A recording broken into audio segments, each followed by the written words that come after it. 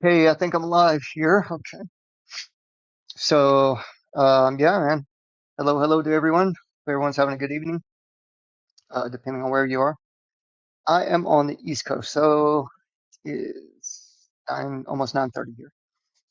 So, yeah, man, welcome. I hope everyone's having a good night and join if you want. Put the link in the comment section there. And as you see, I have no intro video. I have no music playing anymore. Like, I don't even have um, any idea of where I want to go with this. I know what I want to say, and I know kind of the idea I've built around um, what happened, um, down south, let's say, in an article a while back. I have an idea of what I really want to. I've got some links and stuff that I've been kind of putting to the side and having an idea of what I want to show and how I want to present this, but nothing like planned out way ahead of time. So we're going to see where it goes. Hopefully, I get my point across the way that I've researched it, right? Yeah. So the other day I mentioned, actually, like, may have been yesterday early or the day before, that on Vika's show, actually. I was joining Vika and some things that he was saying and things he was playing on his show kind of reinterested me in what I've kind of been putting off for a while, because I really don't want this to go bad. I mean, I really like to get other people's inputs as well as I go along. But so I'm not going to waste too much time. I just really want to give you a synopsis of what I'm trying to say and what I'm going to present. So um, there are live trackers that are put on these high altitude balloons. Some are for weather, some are for other scientific purposes, and they're sent way up in the sky, and they're called ultra high long duration flights. Okay. Um, a lot in Antarctica have to do with what's called Ascarian energy, the Ascarian effect, it's called. And what it does is it's reading how the light and everything reflects off of the ice, right? They found some depths at like 2 miles of ice where things were still sending out signals like vibrations and not like just regular old, um, just not conformed signals. They were like, uh, very curious to the scientists down there. So what they did is they sent up high altitude balloons and they bounced signals off the ice. They have places like the South Pole Station that have these underground machines that send out wavelengths that get bounced off of things in the atmosphere and get sent back down. And so it's like a hand in hand relationship to where how these scientists are studying these effects, right? So there was some very interesting information that they were picking up um, a while back. This was years and years ago. And now that they have these very sophisticated high altitude capabilities, they run, let's say, tests that they themselves admit are being directed by a what they call circumpolar vortex, where it's admittedly um, this weather system that they would call a system that is separate from the northern hemisphere, right? And it kind of goes hand in hand with the underground currents and then the ultra high altitude currents, and they help to guide these weather balloons for long durations. And when we say long durations, the ones I'm going to talk about, the two or three that I'm going to talk about, were like 20 plus days. But they've had some that were over 50 days. Now, when I mentioned a minute ago that you could use ground signal and ground stations, let's say, some people think it's just like telescopes. Well, not so much quite. It's a lot more complicated and sophisticated. But what caught my eye and what kept me kind of researching this stuff was how they were using their ground stations, right, and the payload that the balloon was carrying to, um, let's say, meet in the middle, right? Like the signals they send off, there is a connection point where they could do some pretty cool effects, make things look very bright, let's say. And if you guys that know me know I haven't been beating around the bush about a year. I've been putting it out there, but this one is just going to really dig deep into what I found and let you guys make up your own mind what's going on down there and what is a circumpolar vortex, right? Is there one in the north? Um, because if so, right? And let's just say they spin in an alternate direction or the opposite direction from each other, or if you're not so small on the earth looking up and you could measure these things from being in the middle of where the vortex tops off and where it grounds out. If you could be in the middle of that, what would you see? Like, how would it feel? Like, what kind of effects would you get from it? And what kind of effects do scientists see? What are their conclusions of, is it just a system that there's one above us really high and there's one that's lower than the other? Like, is that the way they're stacked maybe to where it's a double toroid, or is it just a single torus that grounds out at the ground? All right, let's dig deeper into that. But the circumpolar vortex is something that caught my attention, and I'm just going to read a little bit here, and then I'm just going to put up a picture so you guys don't have to sit there and look at my goofy looking mug, right? And let me know if you guys are seeing this, please. Let's see here. Let me make this not so big. Now, what type of balloons do these scientists use in the South to um, to carry these long distance multi days that could handle that kind of weather up high, in these vortex conditions?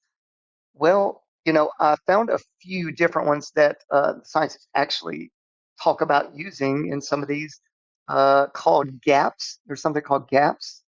These are some of the, I just found a bunch of balloons. But anyway, there's one test that they do that was 20 plus days where they sent this balloon up and they actually got a lot of information. And then there's that one's called GAPS, GAPS. And then there's one called PUEO, which is PUEO. And the type of equipment they carry at high altitudes, that's what determines the name. They give it a little, they give it a nickname like GAPS or PUEO or Anita. Anita's one of them. But these are just a few of, how we were like all excited when we found out about airships like a long time ago. We were like researching in the 1800s or 1700s, like, wow, dude, they had airships that flew like that, dude. Like, and then you didn't hear much about them for 150 to 200 years. Well, they just went underground. They didn't go anywhere, right? They just got refined, and who knows if all these old designs and shapes and all this weren't like the original. You know what I mean? Like we were just given a little taste of what was out there. Well, this right here that I'm showing you now is very, very little as well, right? Very, very little piece of what's really out there, and we're just made to think that these things disappeared. No, sir. Actually, this one right here, Lockheed Martin hybrid airship. It transitioned. It sold its rights to AT2 Aerospace in May of 2023. And yeah, this one was, let's say, debuted in a different way. Now, these right here, this is a triple. This is a stacked up triple airship. And what it was saying in the finer details, was saying that thing could carry to 6 to 8,000 pounds for months. For months, right? That's crazy. It's about the size of a football field long, and it's about a football field wide. And you can look into that more if you want. But the AT-2 aerospace bought it out, and a lot of these, of course, are naval airships, nautical, this and that. But yeah, just take a good look. There's hundreds of these guys. So I think what I really think is that current UAP, what they call UAP, unidentified aerial phenomenon. Well, I don't think so much that they're unidentified. I think we're told that to make it like some spooky ooky woo, like make it feel as if these are from some other system, and like I think they're just fooling with our minds because where the fuck are all these at? You know what I mean? Where are all these at? All these. I mean, there's so much information.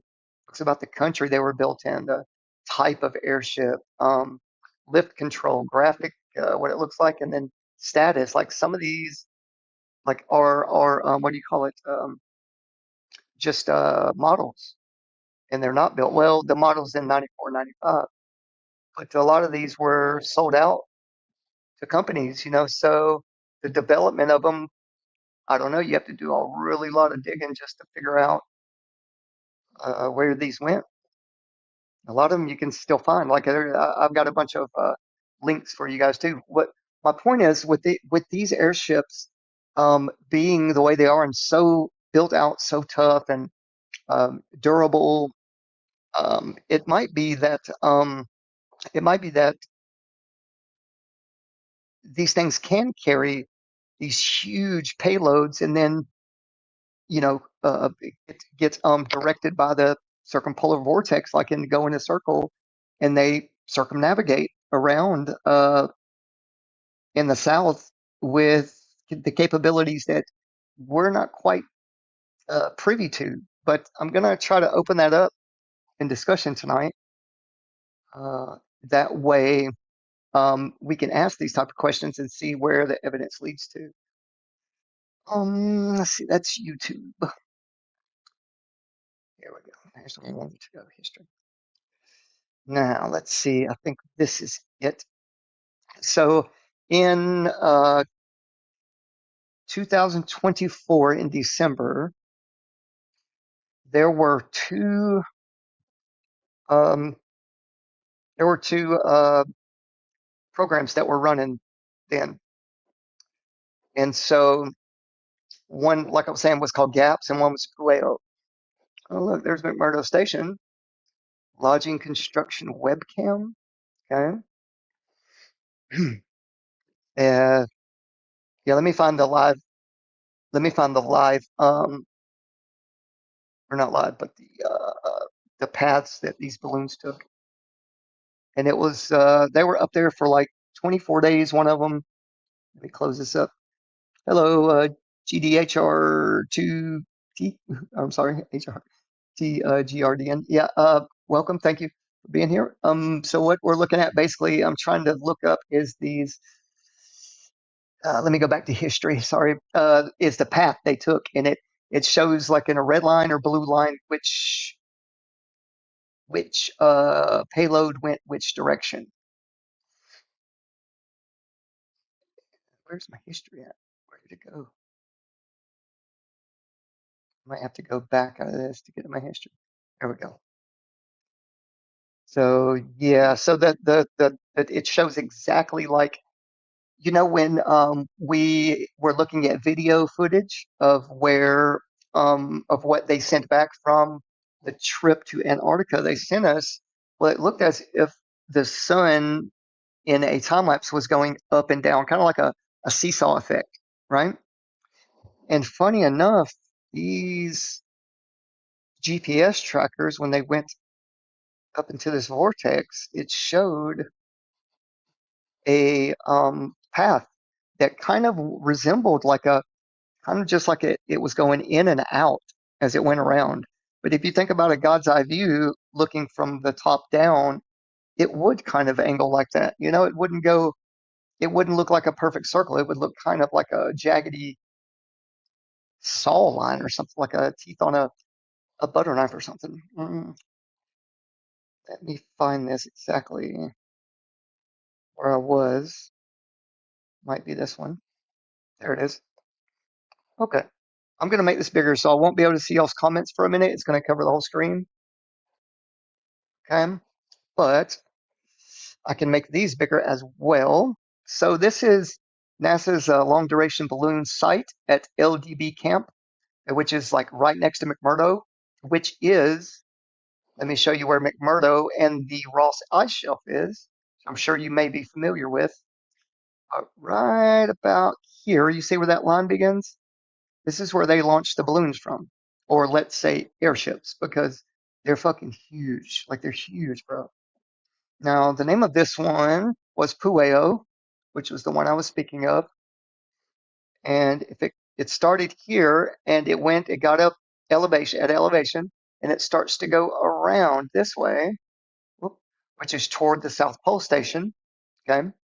And then you come back around this way. Now, I don't know if this is the real shape of Antarctica, guys, so don't hate me for showing this map. Like, I could stretch it out and waste my time on trying to make it a circle, but either way, envision, please. Uh, so if it's coming this way, here's where the ice shelf goes around here. See this outline where it's kind of, and there's where it melts every year.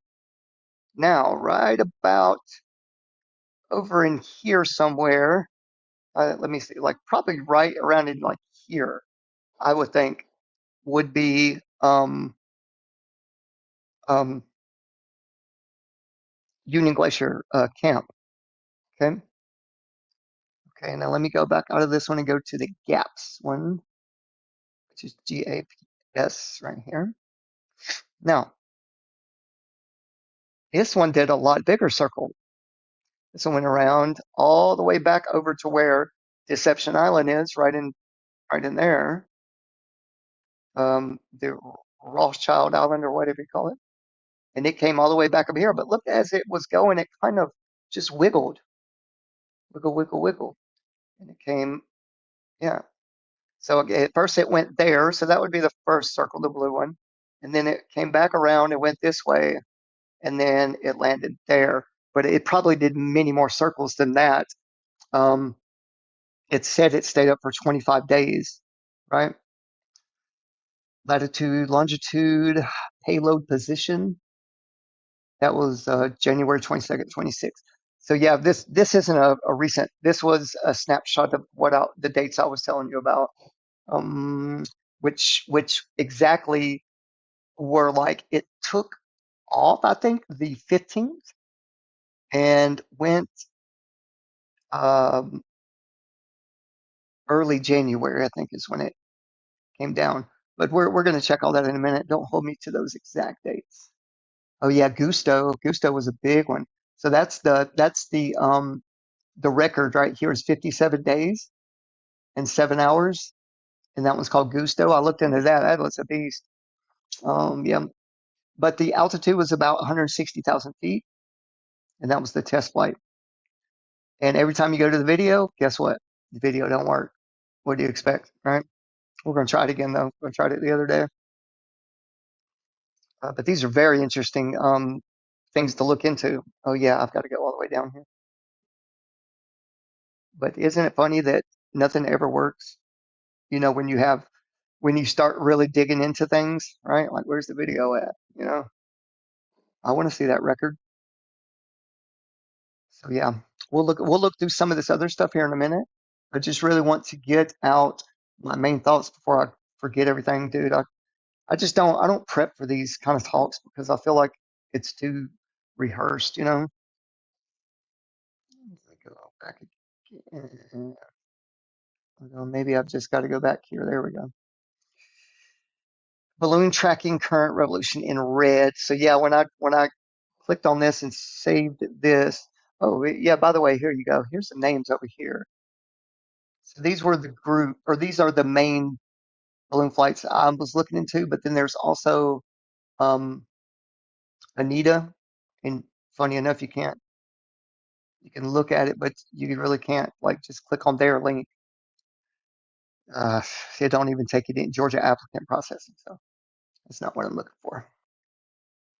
Now, let me get back to where I was with this thinking. Um, so the payload, yes, the payloads that these things carry are crazy. Like it has what they call piggyback. Uh, I'm trying to think here. I can't think and move everything at the same time. They have these little attachments they put on these big, huge balloons or airships, right? And they're like they're different things for different uh, experiments, right? Like some things want to measure the temperature up that high. Some want to measure the wind speed. Some want to connect with the ground and read what energy it's picking up from the ground, right? These gondolas, but the gondola is just a name for the payload that they take up. What's dangling below them, you know? All right, let me go back out of here where I was. Yeah, man. So, um, let me go to 1 second here. Let me minimize that one and move this one. Okay, here. Nope, I need to go to documents. There we go. Let's see what I can show you right here. So basically, I'm going to show you a slideshow. It's a slideshow that was used for these missions. Like it came from different universities and stuff, and it tells you everyone who was involved with it, how high it went, how long the duration was, what to expect, like what they were doing the experiments for, that kind of thing. So it's more informational than I can tell you right now. Let's see, documents. No, I need to go. Yeah, to documents. Yeah, man. Hope everyone's been having a good day. There it is. Um, deep dive. Yeah, this was in. Okay, so this was when the South Pole Station in September, almost October of 2023. So what they were doing, they were upgrading their facility. Okay, I'm gonna click on this just to kind of give you all a sense of what a piece of evidence is here. Okay, so whoa, that went way down. Let me go way back up. There's a lot of details in here. Let me maximize this. 1 second. So what they were doing at the South Pole Station basically is, if you guys don't know, the South Pole Station houses the biggest underground telescope ever created. It's about 1 mile. This is the South Pole Station. It was about 1 mile underground, and it's going to tell you more here. But what they did was they upgraded all of their optical DOMs. It's called DOMs. And what they're doing basically is they're just hanging in the ice, and any type of certain neutrinos that come from what they call cosmic rays or just rays from the sun, um, or when there's no 24-hour sun down there and it's only like night, or you're only getting these auroras. Well, these send different information through different layers of um, of the ice, so they're picked up and they're read by these DOMs. Well, then also, not only do these DOMs take in information, they can transmit information, and these DOMs can save up a lot of energy per DOM. Okay, there's like thousands of these things, so they don't really tell you much about how they're transmitted. But let's just say the high altitude balloon footage, and or not footage, but high altitude balloon flights and the tests they do also include, since 2024, because it had to be upgraded in late 2023. Also, these gondolas and payloads are sent information from the DOMs, and quite strong energy, I would say. All right, these are just some things that are going to be in there, the milestones that they're trying to meet, planning, logistics, population, blah, blah, blah. Okay, so let's go down. And I'm just going to I'm not going to go through these like really, really in depth, but if you guys want me to, something when I come back to the comments, tell me anything that you see that you would like to look at again or go back over, and maybe I can go there. So this is the schedule. So right here, 2023 is what they're doing the work. Right here is when the flights of long altitude balloon footage, or I'm sorry, high altitude balloon flights and the information are going to be right about here. So you understand they only have one season where they send all these group of people to do this work, or to make changes. So they did it according to the best time, right? Closer to the summer when everything's not so covered with ice. Okay. Anything? I'm just gonna kind of skip through some of this, but that's a nice photo there of a flat ground. Yeah, where the sky meets the ground there. Nice. Okay. Right. So this is the upgrade and what the implementations were supposed to mean and the expectations they had. Okay. Whoops. And I'm going to get into a little bit more depth here in just a few minutes, because I have went over this, I think a little, like a year ago, almost a year ago, maybe not quite that long. So this is the years. These are what they're doing. So by 2026, this is what they were expecting to get with the changes. Okay, they did a commission and test. Okay, I'm just going to keep coming down here. So this is another upgrade implementation graph. Okay, field season planning. The drill team will resume work in Antarctica, beginning with the seasons. Damn, 54-hour weeks. I hope they get paid good, bro. Okay, let's come on down here. This is another. Oh, I see. They're just going year by year. Okay. 1 month McMurdo layover. Hmm. That was December 7th. They had a 1 month layover, but they weren't expecting that. Okay, then you got your whole team here. This tells you who was there, who did what, right? Their arrival time, their departure time. So this is very in depth. Let's just put it that way. So February 14th was the last day in the beginning of 2024 when they did that was their deadline probably when they had to be gone. Okay, how many beds? Damn, it gets pretty outfall team. It's pretty in depth. So basically the reason I'm showing you about the ice cube neutrino detector is because this is where the work began, right?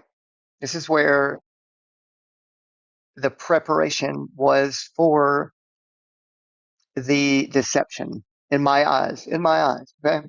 Take that with a grain of salt for a second and take a deep breath because I'm not going to prove it in just this 5 minutes. I'm going to prove it without a shadow of a doubt beyond myself, beyond my eyes. Okay, you guys can take it how you want. This is not to offend anybody. This is not to tell people they're wrong, but it is to say this is a different way that could have used technology to fool your ass, right? I mean, has anybody else looked at this stuff? Because I feel as if people just don't want to give it any life because there's a lot to it and you have to really fucking dig deep to find out this stuff. Okay. And that was what I did. That was my time, my thing. And I don't expect anyone else to take it, at face value. Please take some of what I'm telling you and understand the technology they have, especially now from the end of 2024 is probably twice as good now.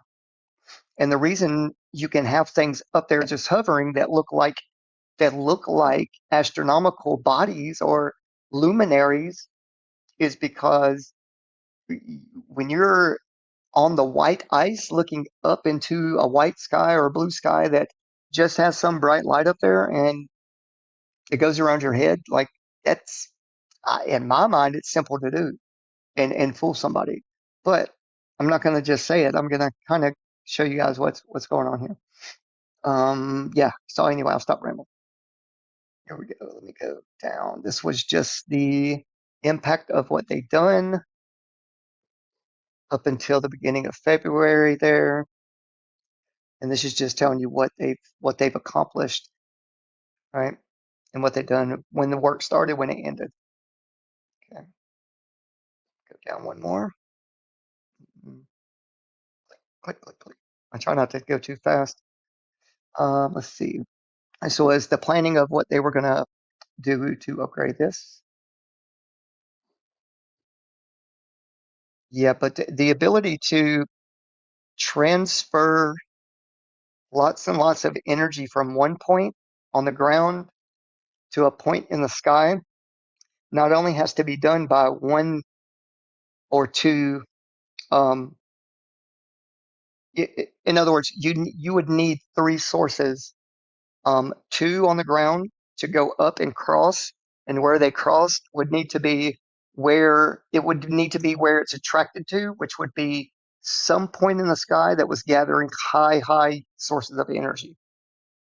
Okay, keep that in mind because the places on the ground, they're sending information and receiving information simultaneously from that one point in the sky. And I'm going to get to the pictures and everything. You guys are going to see these gondolas. You're going to see the payloads, and you can kind of, you know, dig into it. I mean, more. I give you more. I would encourage you more to look in that direction, right, without doubting it first, because you might be surprised at the stuff you find. Okay, keep going here. Some routines of people that were there, schedule updates, COVID protocols, right? Hmm. It looks like that's starting to ramp up again with the Hanta stuff. I put a website, hanta.net, hanta.net, on my one of my posts, and yeah, I would definitely check that out. Okay, here's some kind of snapshot for their cryo, which is just, I think, where they store super cold helium. Hydrogen, helium. I think they store hydrogen and helium, to be honest. Um, yeah. If y'all need me to come back and make that bigger, just let me know. There's a procedure and work plan list right here, and that just shows all of the grounds, basically, what's where, right? Here's some of the logistics when they were down there. Here's the dates. Okay, when all this started.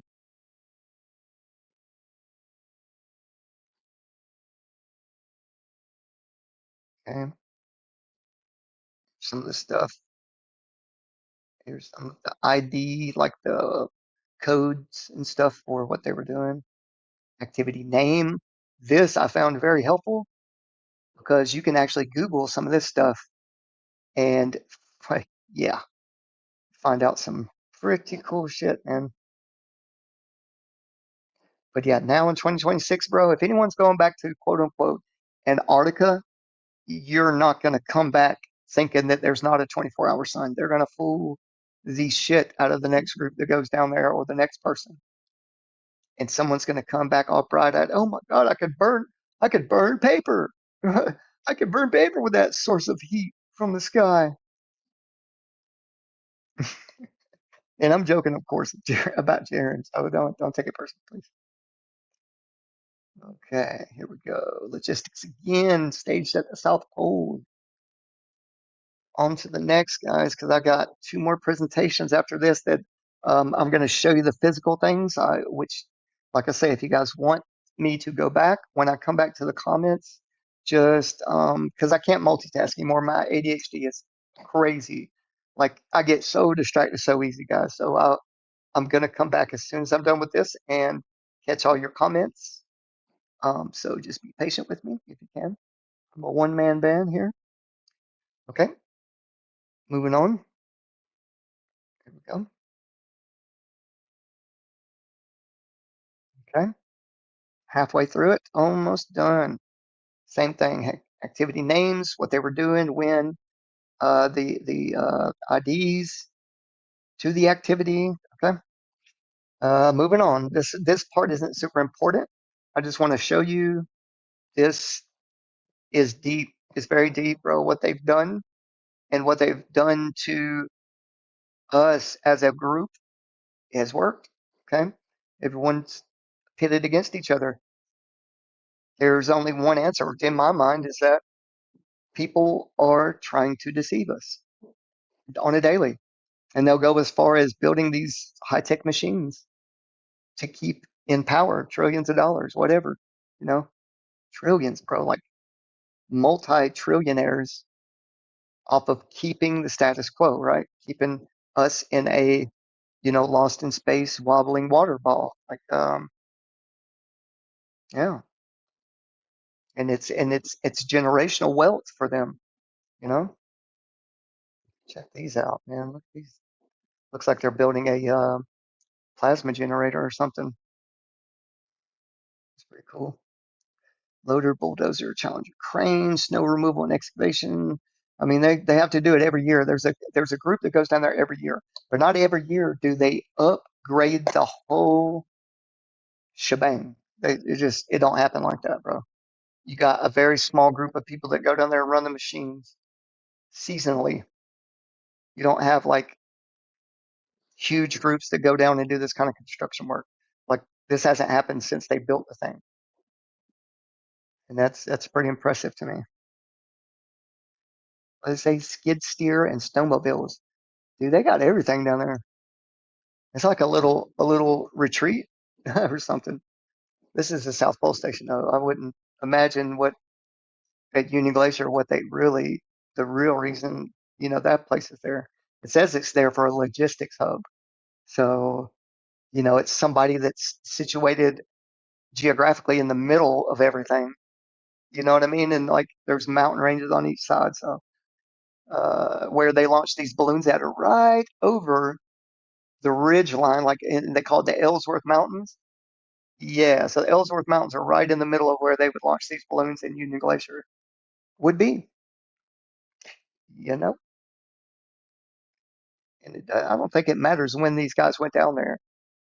I really don't think it matters, bro. They could have pulled one over on us very easily with the dates. You ever heard of lying? Like people that lie, yeah. That want trillions of dollars or millions or whatever are gonna lie, dude. I guarantee you. Money makes people act really fucking weird. All right, there's some more of the stuff. All right, I'm gonna zoom on through. I'm gonna stop yamming my gums. Drill camp drilling, Ice Cube lab. Yeah, these are all underground types of things. Okay, there's a real photo. Looks like Beetle Legos, don't it? This looks fake. That's pretty cool. Okay, let's see. Skip on down a few. 1, 2, skip a few. 99, 100. You ever did that when you were when your kids? You're like, I can count to 100 before, or I can say 100 before you. They're like, you ready? I'll be like, you ready? They'll be like, 100. It's like, bro, I already said 100 when I said I could say it before you. Like, you state that shit. Okay, here we go. We're almost to the bottom, you guys. The DOM handling facility. This is what I want to see. This is what I want to see. I don't even know if I went this low on this one yet. Motion control of hose reel, schedule flexibility, off ice support, cargo staged for success, personnel rotations, present challenges, detailed planning in progress, excited to get started. Okay. Questions? Yeah. Look at these, bro. Look, because you know how far down the actual domes are, right? Like, I'm pretty sure they're like a mile or a mile and a half. And then they're like a square mile in size, like cube. It's like a cube underground. It's pretty cool. All right. So let's go out of this one. If you guys are still with me, let me go and check the comments or questions if there are any. All right. Hello, everybody. Nobody watching right now. Well, I'm glad that you guys are at least coming in and checking in. What's up? Or geez, you should really do more streams, man. Do it in a consistent schedule, even if it is once a week, so people eventually come. I agree. I agree. Yes, Jeremy Bird, what's good? Much love, brother. And no one has asked to join, so I will go back to the research. Thank you guys for coming in, Jeremy Bird. You know I love you, brother. And GDHRT, GRDN. I don't know if it's supposed to spell out something phonetically, but your name's hard. But thank you for coming in, brother. And you know what? You're right, or sister. You're right. I just yeah, life's so misunderstood in my condition, only to the point to where people don't understand like things that come up out of the blue for me as far as physically kind of thing. Like things come up a lot, and it's hard to stay consistent with a streaming schedule. But you know what? I will do my best to do more of these. I just wanted to revisit this because it means a lot to me that people are starting to talk about Antarctica again, and I want to make sure that they are properly know what has been done down there as far as South Pole Station, the where McMurdo Station is, and geographically where these people can only be taken. Like you can't be taken anywhere else from America except unless you have a you know some way to get into other countries into their part of Antarctica, like a passport and all that. So most of the people I know aren't dual citizens anywhere, and or people that are interested in going like to Antarctica from, let's say, New Zealand, and they have a section over there. It would be cool to meet people like that, so where I could get a little more accurate information. But with that being said, let me move on. All right, let me go to my history again. This isn't it. All right, I'll be back in the comments. Just give me 1 second. Okay, let me go back here. Um,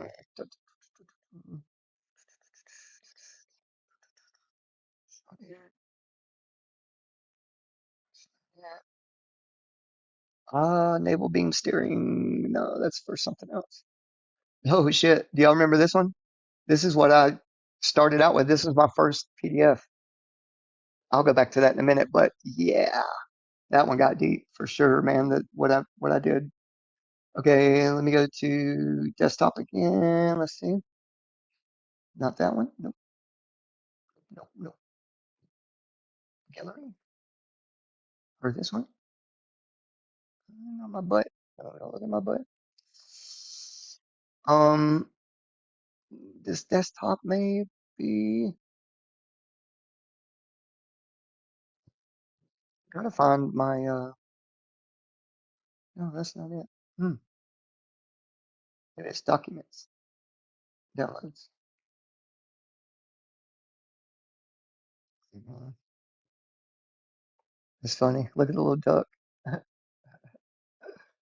It's hilarious. Uh,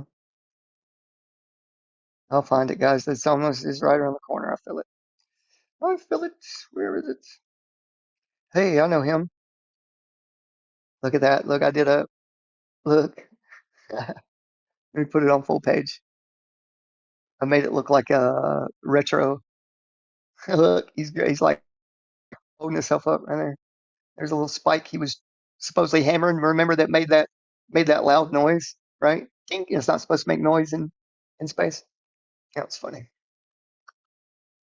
All right. So maybe it's right here. Plasma motors. There it is. TFE. Okay. So, all right. Sorry it took a minute, but okay. So this is, talking about this was talking about when they were going to go, December 11th, 2024, scientific balloon flights to lift off from Antarctica. Okay. This is when they were writing it for the summer season of 2024. And this just goes into all of, talking about the balloon flight. Remote location, remote location, which means not that far from, yeah, I'm just embossing. But that's where this is just one of the things I wanted to show. Just a little document talking about the balloon flight. Okay, go back here. Okay, now that was the deep dive that I showed. Now this is the actual gondola. This is the machine that was taken up. Okay, and I'll show an actual picture of it. This is just, what it looked like exactly, pretty much exact representation. This talks about the math, right, behind it and how it would gather and put out so much energy from different cosmic rays it takes in. It's called ultra high energy neutrinos. Yes, it's real. This was in April 2021. This is when Pueo was introduced, let's say, when it started taking its first flights. And I don't think it was in Antarctica, the first one, but it could be. These are all the schools involved with putting this stuff together. Okay. Now, its predecessor was one called Anita, right there. Anita is I could say she, I guess. Anita took her first flight from, guess where, in 2016. No, this was the newest Anita. There's Anita 1 through 4. Well, the one Anita came from Hawaii. It first flew from Hawaii. And its native short-eared owl bird is called a pueo. And pueo was basically spawned from Anita. Pueo, an owl in conspiracy circles known for, you know, the place. The place where all the little weird dudes get together and get naked and dance around and, praise the almighty owl. Yeah. Right. So I left that up there for a minute just in case y'all want to go back and look at it. Okay. Let's go back up. So this just talks a little bit about its powers, ultra high energy cosmic rays right there, UHERS. They're commonly known as just ultra high energies, right? That this thing takes in. And it's what they call right here an energy neutrino flux. So it breathes, right? These are like the polar vortex, circumpolar vortex. I put the name on the as the title. So this it's the same thing. It kind of fluxes. It the ionosphere, stratosphere, and stuff. It lifts and then it comes back together. It lifts, so it's almost like it pushes out at the same time it pulls in, but in conjunction to where it can be predictable. Okay, now these energies do the same thing. They flux. Okay, I'll move on. Okay. So just imagine here's your Ascarian energy I was speaking of, right? That can bounce off of the ice and it can come back up. Well, the decay rate, of course, is measured by these instruments. Okay. And you got your geomagnetic plus Ascarian, which can come in, and then it can be pushed out. Now, what I was speaking of earlier about, these these sorry, these machines, the gondolas, the payloads it carries, the big balloon. Now, this is not to scale. These can be over 200 feet, and the type of material it's made of, it can expand a lot more and higher altitudes. That way, it can stay up there longer. That's why they call them long duration missions. Okay. Now, imagine there is let's just say McMurdo station over here on the ground, right? Then you got the South Pole station somewhere over here, right, out in the distance here. And then you have one uh, a little closer, whatever. These things are feeding this gondola um, compressed energy, right, in certain wavelengths. It sends it, and also these instruments allow for like a signal to be kept here to where it can keep its position in the sky, not to go higher or lower or drift off somewhere far. Like there's like a GPS, so it's allowed to be steered, okay, over long durations. But you have to have places spread out geographically, okay, and then in return, the energies that are sent from certain ground positions will be fed back down either to them or directed in a certain direction, I guess you would say. Now, let's just take a second and just think, well, what would it look like if Union Glacier Camp was right here where my mouse is circling? What if it was right here, right? And this thing just goes way out in the distance, and it's allowed to lose pressure and gain pressure.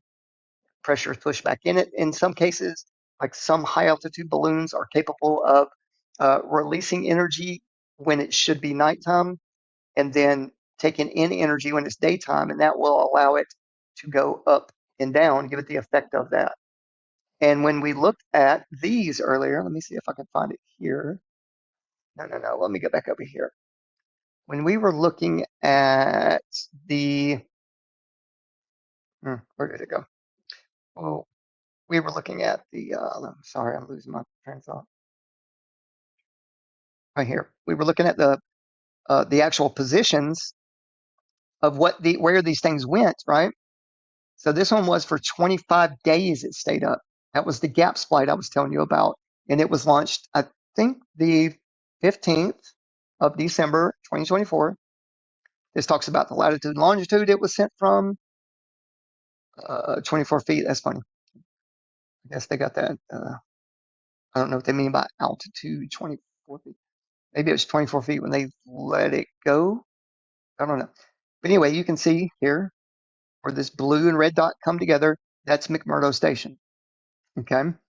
And if you notice, there is a big mountain range right through here, right through the middle, right here. Whoop. I think it's a little gap maybe right here you can go through. But there's also a mountain range here. So like I say, of course, this probably isn't to perfect scale, but imagine this little squiggly line is just the effect of going up and down. Okay.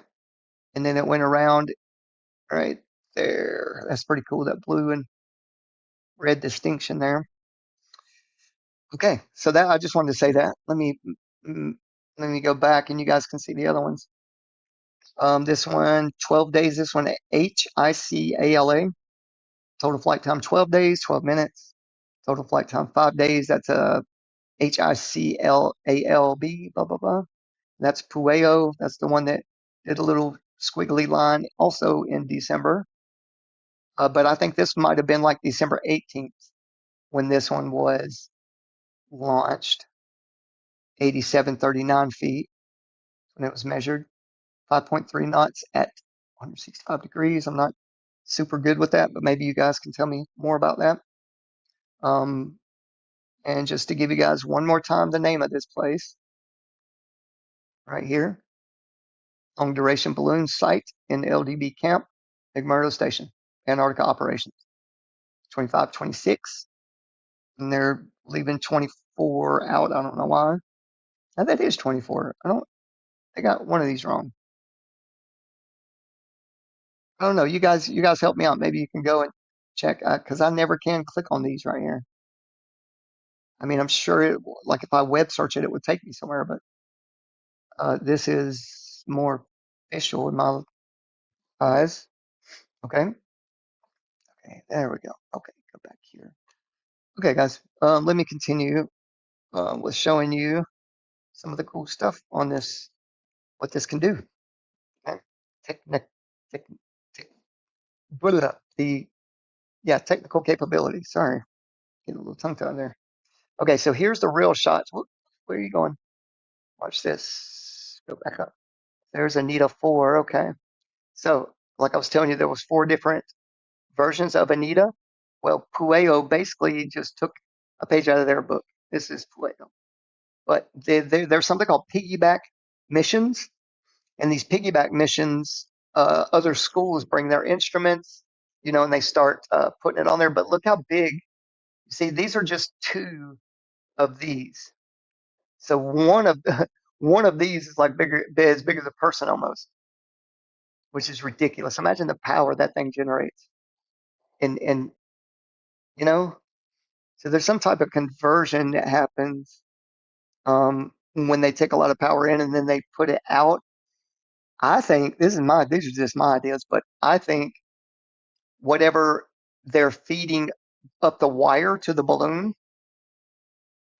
whatever energy is going from this to here, and this certain very special material that they make, it's like a metal, but it stretches. It's stretchable and it's fucking huge. I'm gonna show you a picture in a minute. A real life picture.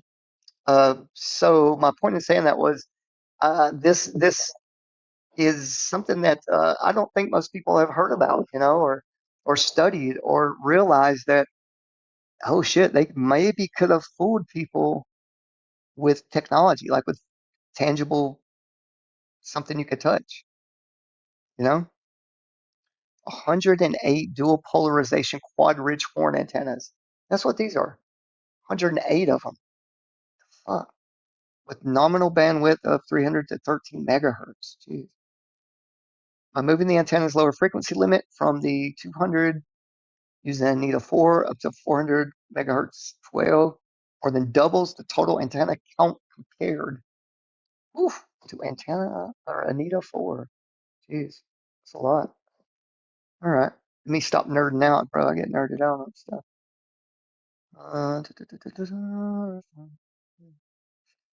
Okay, yeah, but I just wanted to show you all the real picture, so you didn't think it was all just like some AI bullshit. Okay, interferometric phased array trigger. Okay, deploys a new interferometric, sorry, coherent delay and some trigger that significantly lowers the detection threshold compared to Anita 4. The design leverages the Pueo collaborations experience designing the new phase interferometric trigger for the Ascarin radio array. That's interesting. You guys want to go look at it? You guys want to look at it? I do. Let me check that. Oh shit, what did I do? Oh, okay, okay. So P. Allison is Archimabalt or Bard and whatever designed in performance of an interferometric trigger array for radio detection of high energy neutrinos. Okay, so this is what you want to look up. This is your source. Okay, now where did I go? So I'm lost. Okay, this is just giving a lot of references. There's the owl I was telling you guys about. Check it out. Little short-eared owl. So this is what its mascot is, guys. I mean, did that not like scream like fucking weird? Like, oh, they're just doing some test in the middle of Antarctica, with this high energy shit. And yeah, hey man, we know there's gonna be some conspiracy theorists looking back on this. So Why don't we put an owl as our mascot? Right? Just think some fucking body was sitting in a room like, oh yeah, let's get a weird looking owl too. That motherfucker looks stoned or lost, bro. That motherfucker looks crazy. Okay, let me stop nerding out. Yeah, let me go all the way up to where I was because I feel lost now. Okay, there. Right. Ooh, the first sensitive. Check it out. Hmm. Uma, what yo ask, Anita. Oh, it's just okay.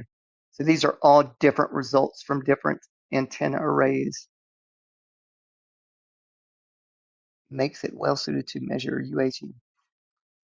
Okay, okay. In particular, current models for neutron star mergers. Yeah, dude. Hey, and guys, look, I think all of y'all already know me and what I believe as far as like, the cosmology and stuff. But I think every single thing that we have been seeing and put out by like, I don't even want to say mainstream science, just astronomers. Let's say astronomers, um, is accurate, bro. Absolutely accurate. And before you crucify me, accurate in the way meaning everything we're seeing from them is absolutely 100%. But you have to then take out the math and realize everything that you see is super close to you. Super close. Perspective is. What's up, Laz? You popped up on my computer there, buddy. Um, oh, you're on X. Okay, cool. I'll check you out in a minute.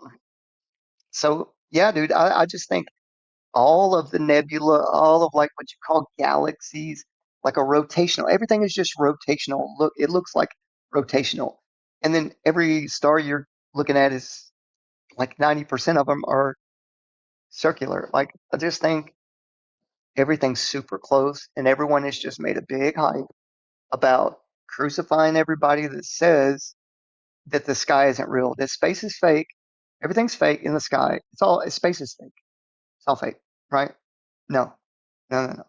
Space is actually very, very real, full of lots and lots of material, lots of liquid, lots of superfluid probably, and lots of ionized gases and fluids. I mean, shit, dude. Like it got really weird. It felt like somebody was really trying to make sure that flat earthers were made to sound crazy because they say that space is fake and gay. No, dude. No, dude. There's nothing fake about it. There's nothing about what we're doing. What people have done is just repeated repetition, mockingbird style. That what everyone else says. Oh man, what science says. There's nothing up there. So how the fuck can you? How can you have any kind of thing to push off of nothing? Uh, fucking yeah, man. There's fucking nothing up there. That's what science keeps saying, man. So what the fuck are you talking about? How the fuck you gonna get a rocket up there? There ain't shit up there, bro. You gonna push against nothing? Fuck, man. Fucking stupid ass. Space is gay and fake. Like, bro, you sound like a fucking idiot, right? Because it's full of a lot of different shit. It's right above your head, bro. Like I don't know. I just had to get that out. Like, really felt like I had to say that. So here we go. Let's move on. Yeah, dude. Yeah, I don't think there's a way to, if you see shit flying above your head all the time, like, I mean, shit just zooming across your fucking head in full spectrum, 4K HD, bro. That's that. And you can watch it night after night and you still say there's nothing up there, it's all fake, you know, then you're going to confuse a lot of people, bro. Because there's a lot of evidence to say that, yeah, there's something up there that you can push against to go explore, but it's very local. Like it's high compared to us, but it's very local. Very, very local. I think there's fucking communities up there, to be honest. And I don't think they're alien, no, so please don't put me in that category, bro. Check this out, though. Check this out. Look at these jumps right here in the electrical field strength. Hmm. Why do you think that happens? Yeah, okay, it's at different degrees here. Okay, okay, okay. So Anita 1 and 3 also observed a pair of steeply upcoming events with polarity consistent with an upcoming extended air shower. Okay, so this is when the you know when we go out in some certain points in the year and watch where there's a lot more what we would call shooting stars. What they call them air showers, I guess. But at emergence angles in strong tension with standard model explanations. Okay, strong tension and strong contention. Then is it external tension? Okay, let me just look and see what they're saying here. Okay, there's a source to go look at. Events disfavors a diffuse tau neutrino flux origin of anomalous Anita events. Okay, so these are just readings taken from these gondolas, from these payloads. Okay, I'm gonna leave this one and go to the other one. Yeah, look at this fucking owl, dude. That's so crazy. So it's just talking about Pueo has more antennas compared to Anita. Um, has an interferometric trigger system, real-time filtering, and group delay compensation with or at the trigger level. A ring of steeply canted antennas, and a dedicated low-frequency system to increase sensitivity. Okay, to the air showers. So this Pueo one that they used in the summer of 2024 was a lot more sensitive. Basically, it had a lot more capability than the last generation, which was called Anita. So I'll leave it at that. If you guys want me to, I'm going to jump over to comments and see if you guys have anything to ask or would like to look back at for a second. And then I will move on. Let me get over here. Hello, hello. RG and everyone, much love. Yes, sir. Jeremy Bird, much love, brother. I think that's a, hold on, that's the second one. Okay, okay, sorry. Let me go down here. Okay, comments there.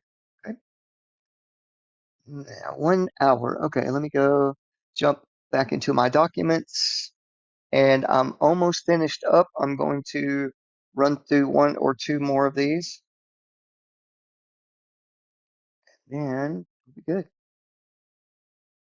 Okay, this one is kind of the same, but a little bit different. It has a little more, it's a little more presentable. Okay, so here's the payload it carried up, and it is for ultra high energy observations. Okay, this is the lady's in the name of her presentation here at the APEC meeting. That's so funny. Okay, let's see, June 2020. This is still in 2021. This is still early on. This were the concepts and the plans for uh, putting it up in the air, I guess. Yeah, this has a lot better graphs. Wow. Okay, let me go up a little. This is basically, yeah, this just gives a little more information here. Damn, it's so wide though. Uh, there we go. Okay, right at the edge. Okay, just looking for any differences that might give me something else to tell you about. And radio emission from neutrino-induced particle showers. So this is giving you, okay, different methods to pick up these, what they call Cherenkov or Cherenkov, okay, radiation, coherent radio channel. Now these is radiation that comes from what I was telling you about with the Ascarian energy that comes from the ice. I guess when it radiates, this is what they call them. Okay, geomagnetic emission from air showers. This is from tau neutrinos, what they call them, neutrinos induced air shower. Okay, so they're trying to create and use this payload also to create air showers. It's right here. Specifically says, yeah, from these type of neutrinos, induced air showers. Maybe we're getting some light from the neutrinos. What do you guys think? You think maybe they were planning on this for a while? Make this big. Well, as big as it gets, right? Let me double click it. No, it's not. Okay. So yeah, so I think what they may have done is taken ooh, what part is this? What is this? Sorry guys, I was right in the middle of what I was saying. Is that Greenland or somewhere in Antarctica? Uh, don't really say, does it? Um, so I think what happened, maybe they really did take some real video, but then they put a lot of extra into it as far as software technology, right? So this is a good size comparison. See how big this balloon is? How little that thing is? Well, it's huge to us, but right. So all these little wiggly lines, let's see where that's going, right? It says not to scale, angles don't reflect reality. That's good. Glad they put that. But it's more closer to yeah. And of course we know the ground's not curved like that, like a hump. But our eye is shaped like that. So if we're, you know, anyway. So here we go. Here are these little um what we call emissions, right? Scaring emissions coming from within the earth, right?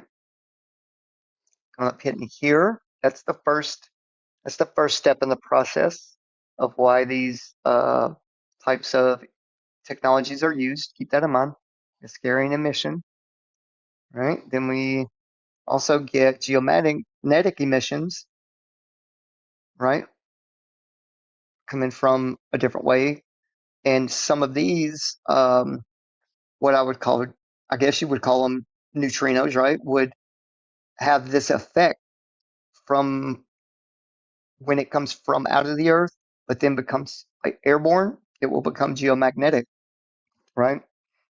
And then it mixes with the Ascarian emissions or energy, is the way to put it. Ascarian energy.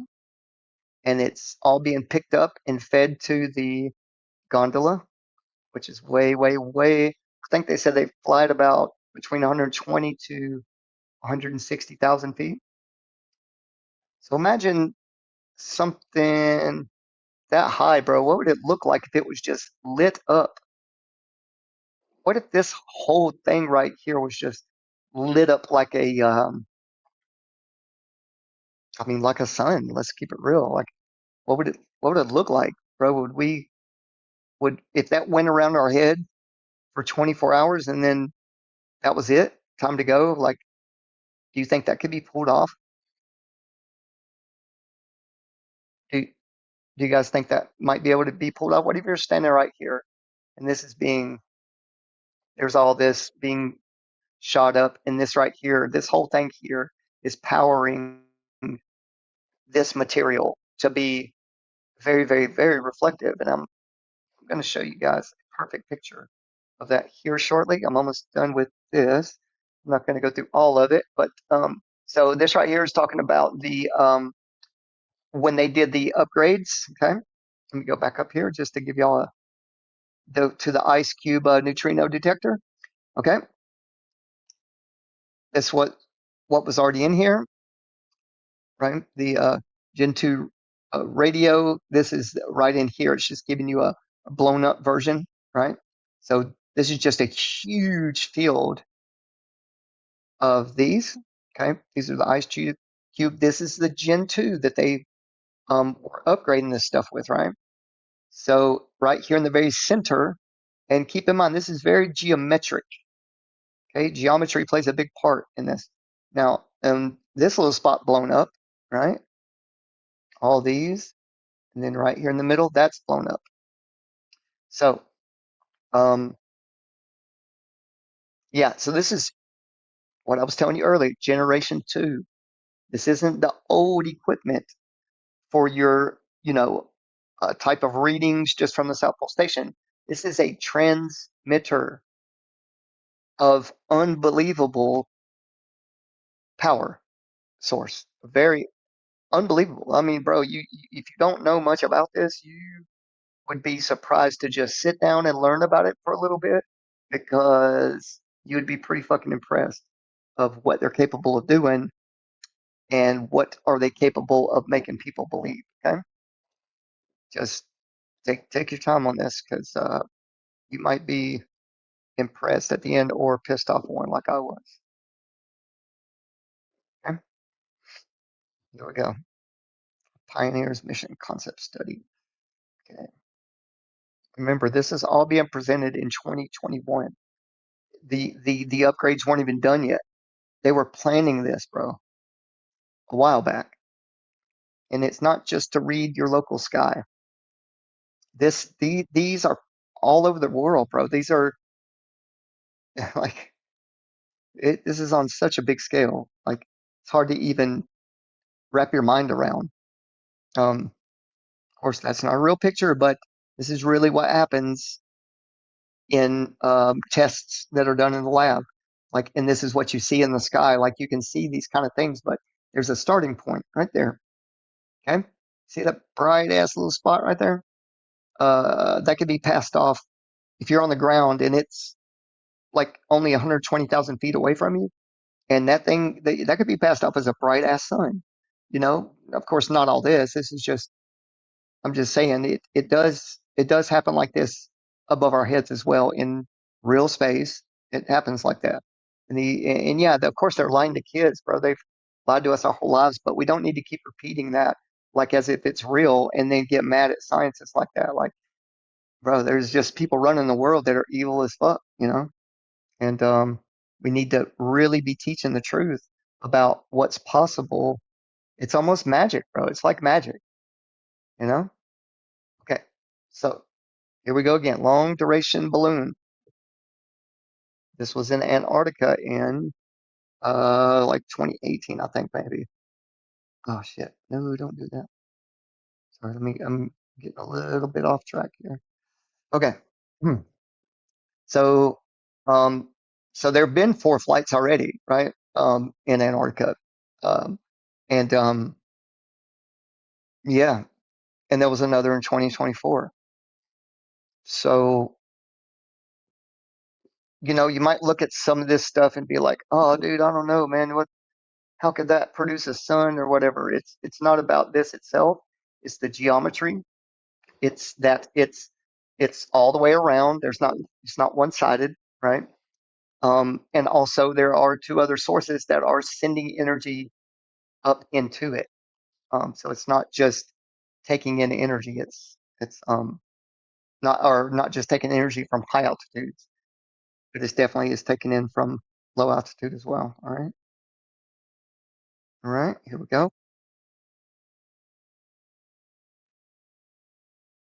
Oh, that might have been that. I think that was Anita. Yeah, one, two, three, four flights, 40 horn antennas. Yeah, because Pueo had 108, and I'll see if I can get one of those. Hopefully, it'll be on here. This is just talking about the spike that when it takes a snapshot of. Okay, here we go. There we go. I think this one is it. Sorry, let me get back up here. Um, and I'm not going to show any of the footage that was sent, back from Antarctica because um, I believe it's doctored. I believe it's doctored.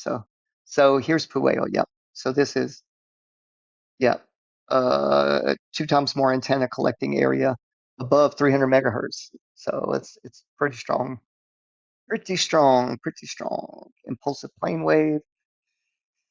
Okay, I'm not really good at math, but I do like the geometry and speed of light.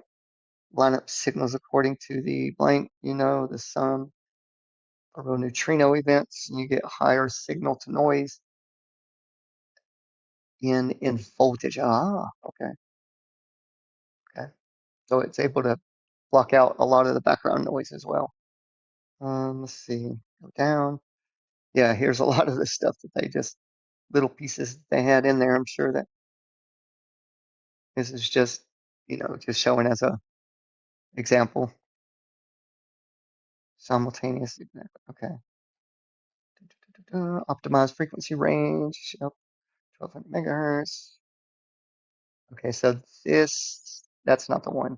That's Anita. Yeah, that's Anita over there.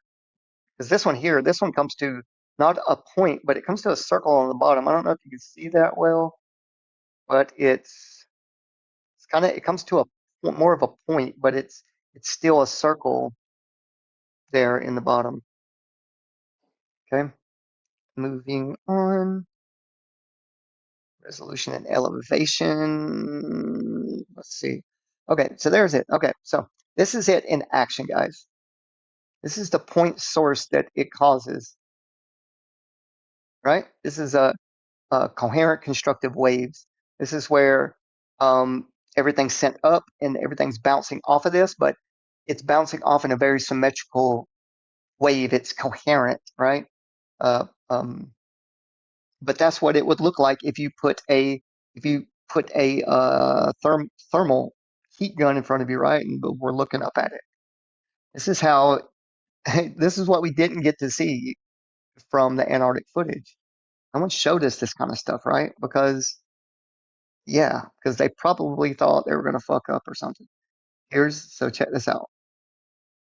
As it goes down, these are the rings around this. Right over here, on the very far right. You can't see it good, but right there, this machine. Here are like the layers, and it's showing how it can put a lot of energy on one point. All right. So at this, with this geometry and at that point, this would be what it would look like if it was measured. So correlation coefficient versus direction. Okay, that's pretty cool. Now, if you do two of them, this is neat. This is a very good demonstration. So two of them right here, then you would get it would be putting pressure on this center, this azimuth here. Elevation does that, elevation in degrees. Okay. Correlation coefficient. This is so cool, man. Okay. I don't think I've seen that part before. But yeah, that would be quote unquote the sun. Yeah, in my mind. Listen, bro, I may be off my fucking rocker, but yeah, I don't know. No. Frequency antenna string, efficient for characterizing air showers, including the Anita mystery events. Mystery Anita events, huh? Mysterious. Maybe, yeah, maybe just no one was down there the years it was done. We seen the route it takes, right? We seen the route it takes, right around Union Glacier, bro. Like, if you wanna, if you wanna challenge what I'm saying, bro, please bring some of your evidence that shows that these motherfucking strong ass instruments in Antarctica isn't to fool somebody about a 24-hour sun. And I'll listen, I'll watch. You know, yeah, man. So check this out. Right here is the antenna I was telling you about. And then there is a little string that goes up to a big ass balloon. All this right here, whatever it does here at the bottom of the balloon and the not the balloon, but this is about 3 or 4 feet is what it looked like, the opening. This takes in all of whatever solar or Ascarian energy, fucking air ray showers, whatever you want to call it, bro. And it looks like it puts it right up through here and it directs it in certain manner up to the balloon. And what's the balloon made of? What is that thing like? Can you charge that balloon up? You know what I mean? Charge that guy. Look at all these motherfuckers. Everybody's in cahoots together. And guess what? It's all fucking schools, bro. It's all colleges. Hmm. Why is that? All right. That's the end of my presentation. Let me go and show you all a few pictures and I'm gonna get my ass up out of here. And yeah, man. Okay. Let me go over here. Say hello to whoever's in the chat. Nobody's in the chat because no one ever is. Okay. Okay. All right, guys. Yeah, let me show you some pictures before I get up out of here. I really wanted to read a lot more, but I'm kind of hurting. I don't want to make this long and drawn out. You know what I mean? But if you have questions outside of this presentation I'm doing, just send me a message, bro. I've got a lot more stuff, research I've done. That's just my hypothesis of what happened, and the technology has only gotten better since then. So if people are going to go to the same place that people that just brought back some doctor footage from, you're probably going to get fooled too. Because guess what? They have the technology now to do it. Yeah, right above your heads, right in front of your face. They're going to say, oh shit, there's a storm coming. You got to get out of here quick. Don't look back. You'll turn to a pillar of salt if you don't get your ass up out of here. Oh shit. And then guess what? You had the demons on board the flight, right?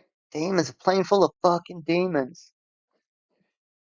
That was a sad occasion, brother. Anyway, I hope there's not a Antarctica 2 that, is going to get torn apart again, bro. But anyway, if you think that,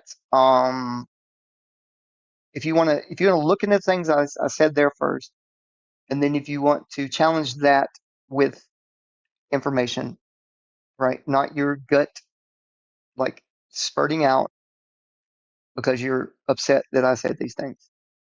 Just come with some evidence, say it, and I'll be like, damn, I admit defeat. Somebody got me, man. Shit, I didn't think about that. And yeah, man, you got it. Much love to everybody. I'm gonna remove this off and put my big fat face up there, and I just want to close out saying, Father, thank you for another day, for getting me through, for allowing me to see life as a challenge, but yet something that I can look at and smile. Father, I humbly admit that things sometimes are ununderstandable on this journey. And I just ask for guidance. I ask that you guide anyone that hears my voice that asks about things that, demonic forces may fool people with. And Father, I just ask that you push people forward instead of allowing them to accept defeat and to back down and to not push through these challenges that are put before them. Father, I ask these things in your son's name, Jesus Christ. Amen. Peace, guys.